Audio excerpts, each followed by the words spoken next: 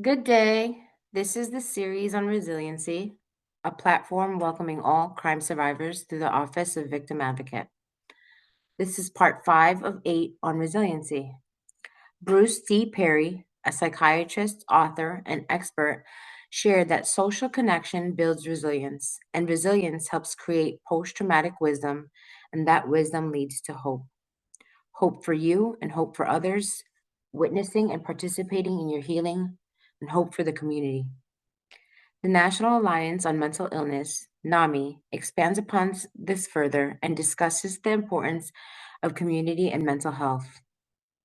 Because we are social beings, it is important for our wellness and longevity to maintain a sense of community and connection. NAMI also shares that community provides a sense of belonging and distinguishes the healthy ways to be part of a community rather than conforming to group norms to feel accepted. Support is discussed and the need for us to be able to have a network of friends and family to help us navigate difficult life situations and hardships. Lastly, purpose is mentioned as being part of the community because there's a sense that you are part of a collective rather than navigating every day on your own. Additionally, one gains a sense of purpose when the give and take is reciprocal and can add meaning to our purpose. How does one begin to network, build upon their support circle, and find their community?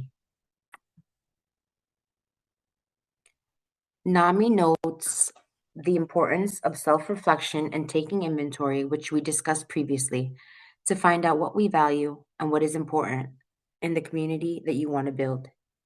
In self reflection, some important questions to ask yourself is what do you like to do? As asking yourself this may channel your own interests to a larger group of folks who are interested in similar things. What do you value? This question allows you to find connection based on what you deem to be important in your life and may lead to you connecting with folks who share those same values. What are your beliefs? In answering this question, it allows you to connect with other folks who also have the same drive to something bigger than oneself. In reviewing Maslow's hierarchy of needs, we find that a sense of belonging is important to reaching one's self actualization. According to Maslow, reaching the height of self actualization, we realize our purpose, and all of the needs to get to this point has to be met, promoting creativity, autonomy, acceptance, and an overall sense of well being. Community is an integral part to this. Moreover, finding your network and support circle in which you feel safe and the folks around you feel safe is important for one's sense of security and well being. A subject that has been researched for some time is distinguishing the pros and cons of individualism versus collectivism. Penn State highlights the differences between the two, noting that individualism is found predominantly in Western countries, which relies on idiocentric attitudes where one's goals and needs are prioritized to those of a group. The contrast is that collectivism is an allocentric orientation in which success and welfare of the group are prioritized. While both present to have pros and cons in the way that it presents culturally, it is important to note how each of these ideas can be helpful to understand in how we relate to one another in defining our roles respective to ourselves and those around us. Here at the Office of Victim Advocate, we advocate for and provide various supports for crime survivors. Support groups can be made available to you free of charge via Zoom.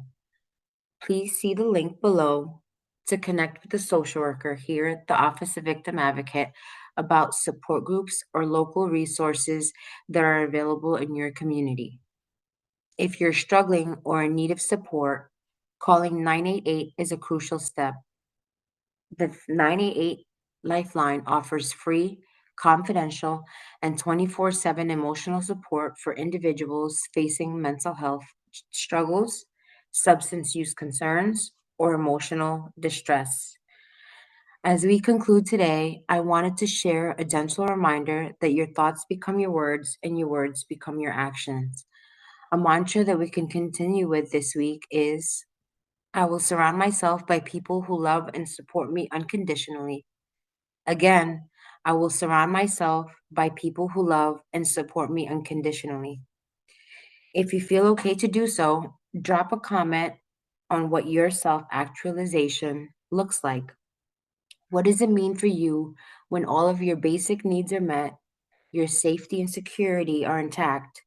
How does self actualization look for you or look for you in your life? I'll see you next week.